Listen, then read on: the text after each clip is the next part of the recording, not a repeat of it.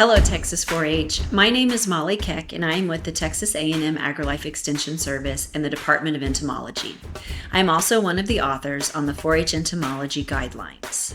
These videos were developed to help you better understand what you need to know for the Entomology Identification Contest. Remember, for each specimen, you need to know their common name, what order they're found in, what their life cycle is, what type of mouthparts they have, their host or location or where they are found, and their significance. Are they a pest, beneficial, inconsequential, or variable? This video is going to cover the Coleoptera specimens that seniors only need to know. Seniors, be sure that you're checking out the junior and the intermediate specimens, as you are responsible for knowing all of the specimens of Coleoptera. As a reminder, Coleoptera are all of the beetles. Their host is variable because this is a very large group, a very, very large and diverse order, and their significance is going to vary from pest to beneficial to inconsequential. They have a complete life cycle, and they all have chewing mouthparts. You can identify beetles by looking at their wings and how the hard elytra wings meet in the middle and make a straight line down the back. Alfalfa weevil is the final weevil of many weevils that seniors have needed to know. Alfalfa weevil, I would say, probably looks the most similar to the boll weevil, but these are a little more yellow, a little less of that kind of whitish or gray in the scaling. The host of the alfalfa weevil is alfalfa. They are a pest, feeding on the foliage of the alfalfa and end up reducing the yield of the alfalfa. Carpet beetles are a roundish, very, very small beetle, almost the size of a small seed. These are considered a pest. The host for these, for the contest, is going to be wool carpets, but you can also find these on anything that's made of animal or proteinaceous material. So they'll get onto wool, on clothing that maybe has some wool in it, or even silk. They can also be found in food products high in protein, feathers. They're a big pest in insect collections. They can get in and eat the dead insects in your collection if you don't take proper precautions, and they can ruin a collection. They're also found on some synthetic material, but primarily on animal-based high protein material. The larvae of these guys have a lot of hairs all over their body and tend to be kind of tapered and carrot-shaped. They might be found feeding on these products that I mentioned, but the adults a lot of times are feeding on pollen in the spring. They could be found on those high-protein materials, but they're also found on windowsills, flowers, windowsills particularly in the springtime because the pollen has kind of washed up or is blowing in the wind and gathered and collected on the sills or on the screens, and those guys are over there feeding off of it. In that case, they may not necessarily be a pest, but overall, carpet beetles are considered to be a pest.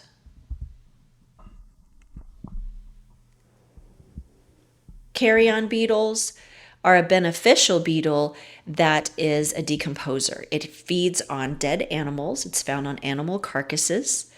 They are eating that decaying organic matter, getting rid of that trash out of the environment. There are a number of different species of carrion beetles that all do the same thing, but one characteristic, even though these two look very different from one another, that they have is that carrion beetles have wings that are short or truncated, and so the tip of the abdomen will point out below the wings. Click beetles, I would say, are probably a more common insect that the majority of Texas 4-Hers probably are aware of. They are considered a pest because there are species that will utilize corn and field crops as their host. The larvae particularly will feed on the roots of these plants. Some species will burrow into wood. These generally burrow into dead wood like firewood, but they could be found on a living tree, especially if there's dead portions of the tree. In general, they are generalist feeders, feeding on a number of different things. And the reason why they're given the name click beetle is because they can tense their body and push their thorax down and click, and this will flip their body over. So if they're upside down, this helps them flip.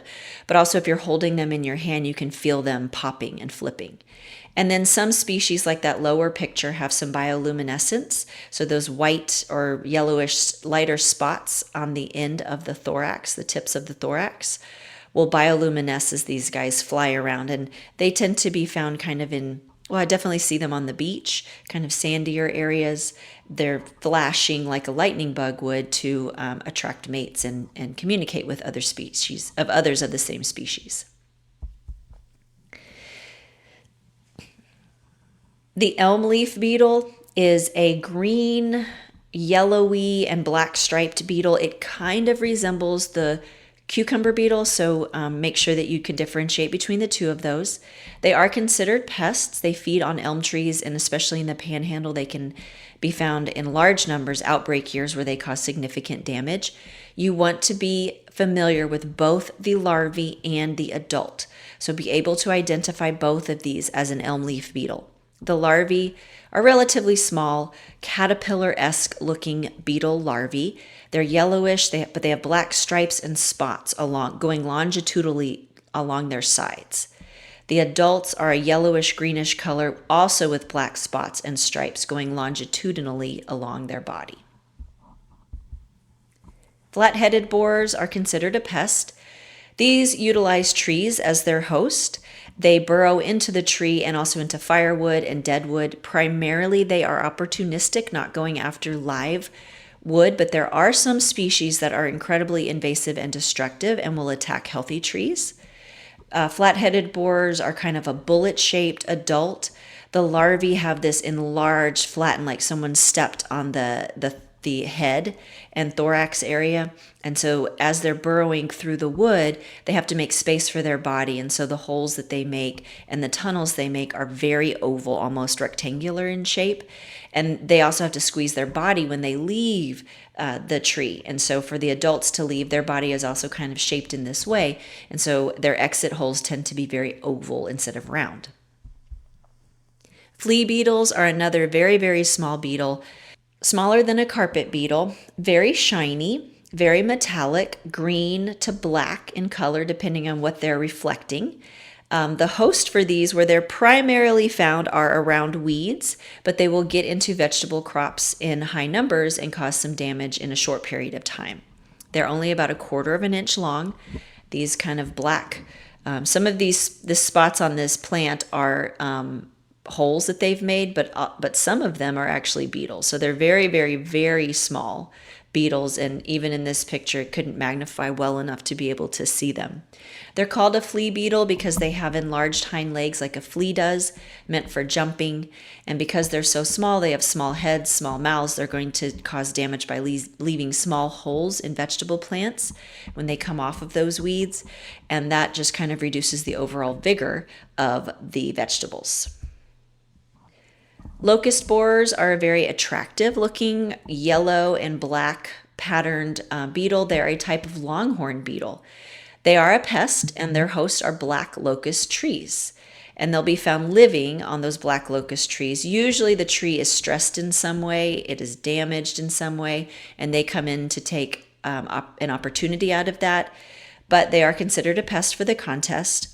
They are very bright in color. There are a lot of different species that are very closely related to the specific species of the locust borer, and so you might see pictures of other similar species that have a different pattern of that yellow and black. Yellow striping is a little bit different, but this is what the locust borer looks like.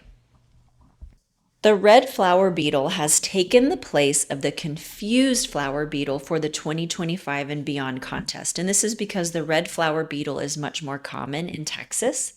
They are a major pest, and their primary host are stored grains. The larvae and the adults are found feeding on starchy materials like flour, cracked grains. They've even been known to be found in mulch that's using pecan shells, shed. Once cotton has been harvested, some of the leftovers of that, they can be a major pest in. So anything that's like a leftover grain that's been cracked, These guys can accumulate in very, very, very large numbers, and then they can oftentimes move into homes and other structures and be a major nuisance. So not only are they potentially damaging grains, they're also a structural pest as a nuisance. They are a fairly small beetle, kind of reddish brown in color. Might look familiar, might look somewhat like a mealworm, but they're much significantly smaller than the mealworms are. So here's the yellow mealworms, or the mealworms. Their status is considered variable because while they can be a pest in stored grains, the grains are usually not in great condition, but their benefits are that they can be used as a pet food. So they have, we use them as baits. We can feed them to lizards. They're easy to rear. They're also studied very often because they are so easy to grow and they really don't fly. They can't crawl out of containers very easily. So easy to keep in labs. And for that reason, they're considered variable because it really just depends on where they are, if they're considered a pest or not. But these are more solid brown, more solid in shape. The red flower beetle kind of had a constriction between its thorax and its wings, whereas the mealworm or the yellow mealworm is all one size. And then, of course, you're familiar with the larvae form of it, which is that mealworm looking thing that you would buy at the pet store to feed, lizards and tarantulas and other pets that need that protein. Rove beetles are kind of similar to the carrion beetles in that they might be feeding in areas where there's carrion, but they're mainly feeding on other insects that are in there. They're also kind of similar to the carrion beetle where they have truncated wings, but they're much longer in size. The wings are very, very, very short. Underneath it are wings that I believe are functioning, but the forewings the elytra are very, very small and short. So these are considered inconsequential in most cases. They're the host for this case, or where you would find them most often, are at lights. They can also be found under bark and logs and rocks and other places, but they are very easily attracted to lights at night.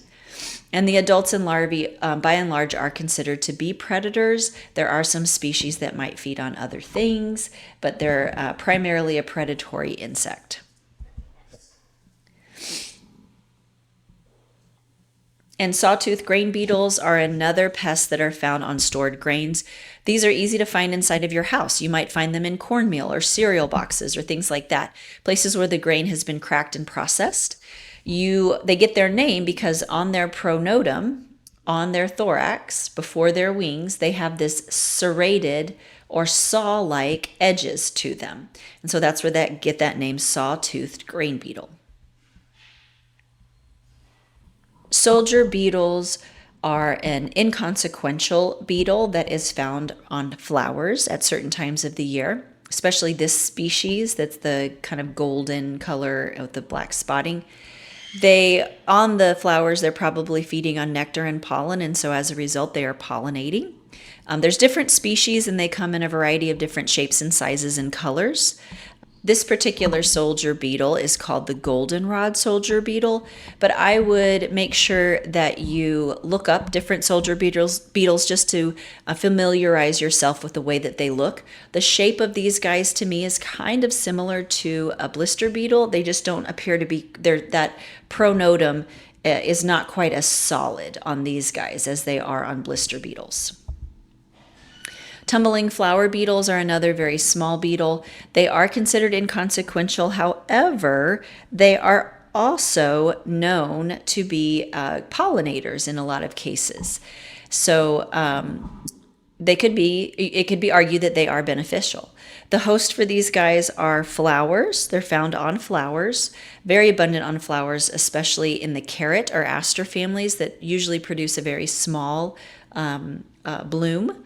They have a pointed tipped abdomen, and so they have another common name called spine-tailed beetles, but it's not a stinger or anything like that. And so their elytra is a little bit shortened, pointed abdomen that you can see there, just kind of a brownish or a blackish gray type of a beetle. The adults are found on flowers. The larvae might be found feeding on stems and also on dead wood. And our water scavenger beetle, we have eliminated the predaceous diving beetle from the contest. And so the only big, large aquatic beetle that seniors need to know are the water scavenger beetles. So that makes things a little bit easy for you, because the differentiating between water scavenger beetles and predaceous diving beetles was really, really difficult for people who kind of know what they're looking at. So these are considered inconsequential. Their hosts are going to be streams. They're found in streams. They're usually brown or black like this one and kind of rounded in shape. The antennae are clubbed. That was something that was different from the predaceous diving beetle. As adults, they're eating decaying organic matter. So they are not really predators. They're eating kind of that decaying matter in the water aquatic system. For that reason, you could argue that they are beneficial because they are recyclers, but they are considered inconsequential for the contest. They also tend to come to the water head first, like a human might do, and they breathe with air bubbles that they hold underneath their body and then stick to their spiracles so that they can breathe and stay under the water for a longer period of time. And our final beetle is a whirligig beetle. These are also aquatic beetles. They are considered inconsequential as well. They apparently have an apple odor. I've never held one and noticed that about them, but they tend to smell like apples. Their last two sets of legs are kind of shortened, truncated, and very oar and wide, so they can scoot through the water. But their front legs are more like a longer oar to help them move. They tend to be found on the water surface, and so they actually have an adaptation where their eyes are divided in half almost, so they can see above and below equally to look for predators and or prey above and below them. For more information, study guide materials, and more, please visit the Texas A&M Entomology Department Extension website. Visit entomology.tamu.edu/extension. Scroll down and click on 4-H and Youth Programs.